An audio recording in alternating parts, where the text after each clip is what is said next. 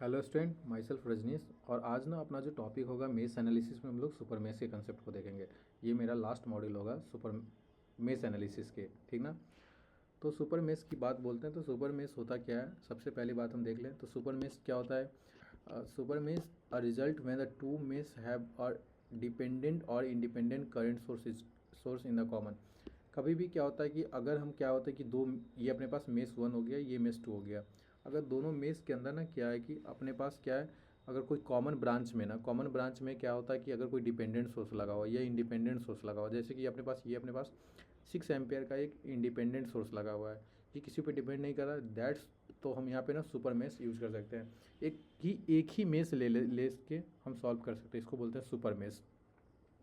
ठीक है, तो यही लिखा है कि अगर मेश में ना क्या है कि अगर a super mesh is result when the two mesh have a dependent और the independent current source is common, that is a super mesh. इसी को सुपर मेश बोलते हैं, बस सिंपल स्टोरी है। देन हम फाइंड आउट करते हैं कि इसमें अब इसमें ना अपने पास क्या है ना कि इस इक्वेशन में ना फाइंड आउट क्या करना है, I1 I2 का वैल्यू फाइंड आउट करना है। ठीक है, I1 और I2 का वैल्यू ही फाइंड आउट करना है इस क्वेश्चन में, और कुछ नहीं करना है। ठीक है, सुपर मेश तो हम सुपर मेश देखो I1 I2 का वैल्यू हम अगर डायरेक्ट फाइंड आउट करते हैं, अगर हमारे पास KCL से भी निकल जाएगा, KVL से भी निकल KVL से लगाओगे तो तुमको सुपर मेश लगाना पड़ेगा, क्योंकि यहाँ पे क्या है ना कि एक तुम्हारे पास करंट सोर्स लगा हुआ है, जो कि क्या है, एक करंट सोर्स लगा हुआ है, वो भी क्या है, इंडिपेंडेंट लगा हुआ है।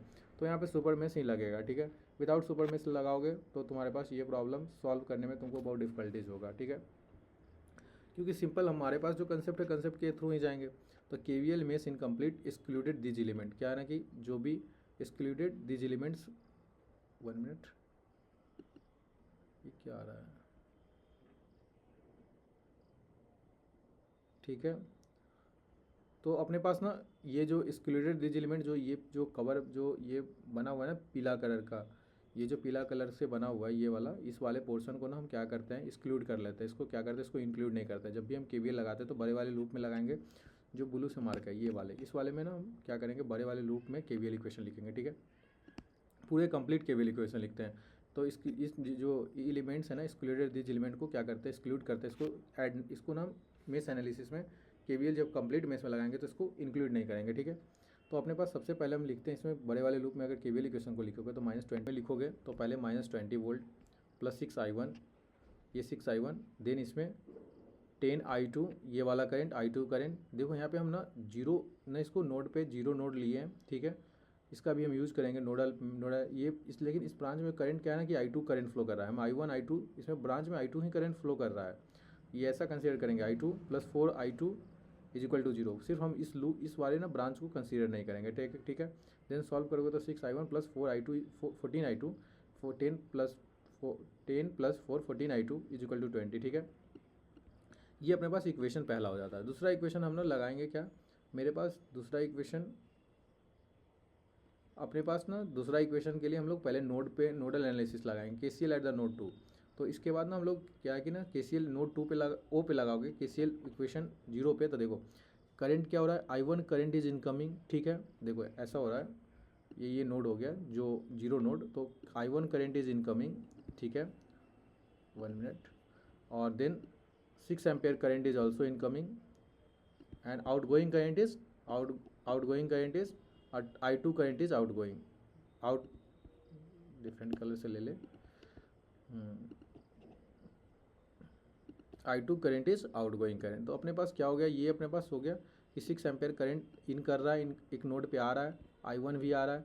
तो हम लिख सकते हैं I1 + 6 = I2, यही होगा। I1 प्लस यही लिखा हुआ है कि I1 + 6 = I2, ये अपने पास हो गया पहला। देन द I1 - I2, हम लोग इस इक्वेशन से I1 - I2 को इधर ले लिए, 6 को इधर ले लिए, तो -6। तो I2 का वैल्यू क्या हुआ, I1 + 6, ये I2 का वैल्यू निकल गया। देन इस वैल्यू को ना, I2 के वैल्यू को, या यहाँ से देख लो, I2 - I1 = 6, तो I2 का वैल्यू 6 + I1। ठीक है, ये हो गया। देन इस I2 के वैल्यू को ना पुट कर लेते हैं हम लोग इक्वेशन नंबर 1 में, और यहाँ से फाइंड आउट करते हैं। तो मेरे पास क्या हो जाता है, मेरे पास I1 का वैल्यू कैलकुलेट होकर आ जाएगा। देखो कैसे आता है, 6I1 + 4, ये 6 + I1, तो ये 20। अब इसको सिर्फ 14 × 6 = 84, 84, 6I1 + 14 14I1, ये दोनों को जोड़ोगे तो 20I1 = इधर इधर ये 20 था और ये प्लस ये माइनस जाता तो माइनस का 84 तो देन 64 आ जाता। देन हम I1 का वैल्यू निकालते तो -3.2 आ जाता।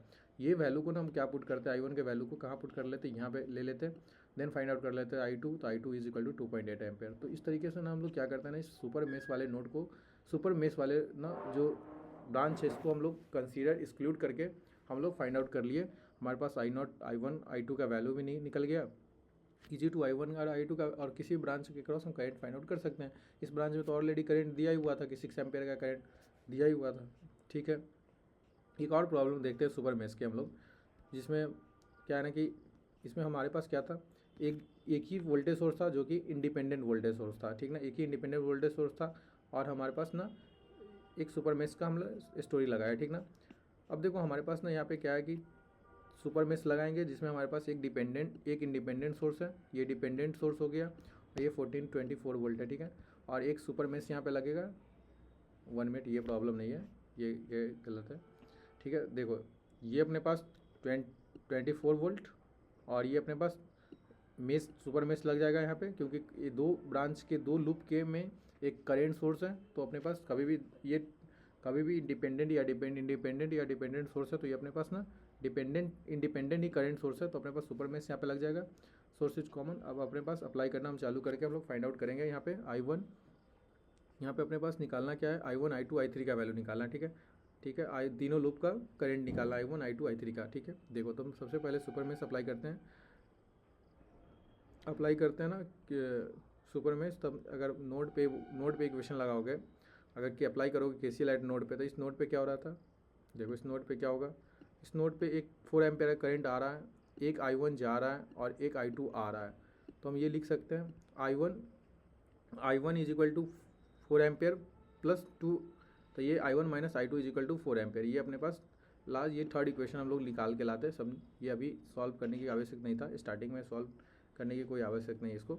हम लोग स्टार्टिंग यहाँ से करते हैं। अब अप्लाई द KVL लेते सुपर मेश हम लगाएंगे। सुपर मेश कैसे लगाएंगे, इस ब्रांच को क्या करेंगे ना, एक्सक्लूड करेंगे, इस ब्रांच को एक्सक्लूड कर लेंगे, इस ब्रांच को कंसीडर नहीं करेंगे। देन इस ब्रांच को कंसीडर नहीं करेंगे तो हमारे पास सुपर मेश ये लगेगा, ऐसे सुपर मेश लगेगा। ठीक है, ये सुपर मेश कंसीडर किया I1 और I2 के साथ। देन I1 I2 के साथ सुपर मेश लगाओगे तो देखो -24 volt 5 I1 minus I3 5 I1। इस ब्रांच में करंट क्या फ्लो करा है, ये I1 और I3 कॉमन है, तो I3 कॉमन ब्रांच है I1 I3 के साथ। तो I1 को हम लोग higher potential higher current flowing ले लेते हैं। तो I1 माइनस I3 प्लस 10, ये वाला हो गया 10 I1 I2 और I3 के साथ हो गया। तो I2 माइनस I3 ये हो गया और प्लस ये 20 I2 इज इक्वल टू 0। जब इसको सॉल्व करोगे, कंप्लीट सिंप्लीफाई करोगे तो तुम्हारे पास निकलेगा 20 minus 24 plus 5 I1 minus 5 I3, ये वाला यहाँ से, फिर 10 I2 minus 10 I3 plus 20 I2। जब इसको और सिंप्लीफाई करोगे तो तुम्हारे पास आ जाएगा 5 I1 plus 30 I2 minus 15 I3 is equal to 24। ये ठीक है। अब देखो, अगर अब हम देखते हैं कि ये अपने पास क्या होगा, इक्वेशन 1 हो गया। अब हम अप्लाई करते हैं KVL इन द मेश 3। अगर मेश 3 में इस मेश में लगाओगे इक्वेशन, तो यहाँ पे जब मेश इस वाले में क्या है कि I1 और I2 के साथ तो कॉमन था, क्या था, एक सुपर मेश बना था। लेकिन यहाँ पे कोई सुपर मेश बन नहीं रहा है। I1 और I3 के साथ अगर देखोगे इस ब्रांच में I1 I3 है तो इसमें तो कोई करंट सोर्स लगा नहीं है। तो हम लोग सिंपल इसमें KVL इक्वेशन, सिंपल मेश जो पहले लगाते थे वही मेश इक्वेशन लगाएंगे। तो मेश इक्वेशन यहाँ पे लगाएंगे, कोई सुपर मेश है नहीं, कोई एलिमेंट ऐसा है नहीं जिसको एक्सक्लूड करेंगे। तो ठीक है, देखो यहाँ से इक्वेशन सॉल्व करते हैं। यहाँ से लिखते हैं 5 I3 10 I3 minus I2 10 I3 minus I2 and then I3 minus I1 5 I3 minus I1। Then इसको सॉल्व करोगे ना तो 5 I3 10 I3 10 I2 plus 5 I3 minus का 5 I2। अब इसको सिंप्लीफाई करोगे तो plus 5 I1 minus 10 I2 plus 20 I3। ये अपने पास इक्वेशन आ जाएगा। देन इक्वेशन 1 इक्वेशन 2 में हमारे पास क्या है ना, इक्वेशन 1 इक्वेशन 2 में देखो क्या है, 3 वेरिएबल है और अपने पास इक्वेशन क्या है, 2 इक्वेशन है 3 वेरिएबल है। क्या सॉल्व होगा, नहीं होगा। तो हमारे पास एक इक्वेशन और हम लोग यहाँ पे लिखते हैं नोडल पे, इस नोडल पे एनालिसिस नोड पे लिखते हैं, जो कि अभी स्टार्टिंग में ही शुरू में बताया किस पे नोडल लिखोगे। तो ये तुम्हारे पास जो करंट है I1 करंट है और ये एक 4 एम्पेयर का करंट आ रहा है। तो हम लोग सिंपल 4 एम्पेयर का करंट आ रहा था और ये भी करंट आ रहा था इस नोड पे I2।